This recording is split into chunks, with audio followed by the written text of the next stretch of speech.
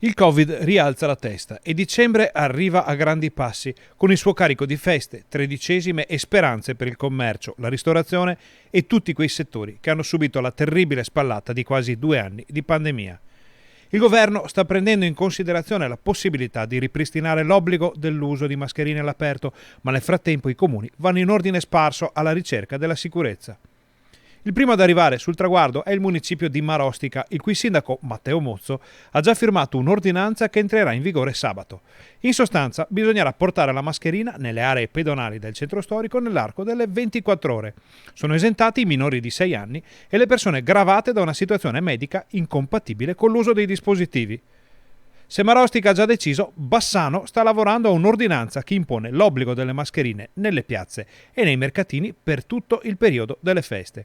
Il provvedimento, fanno sapere dal comune, potrebbe entrare in vigore dal fine settimana, anzi già dal mercato settimanale di giovedì. La montagna vicentina si prepara all'urto del pubblico delle grandi occasioni e anche Asiago, già protagonista di un'ordinanza simile all'inizio dell'estate, ha già deciso che dall'8 di dicembre le mascherine saranno obbligatorie nelle vie pedonali del centro. Se poi questo programma verrà scalzato da quanto deciderà il governo nel Consiglio dei Ministri in programma entro un paio di giorni, non ci saranno comunque rischi per le manifestazioni asiaghesi.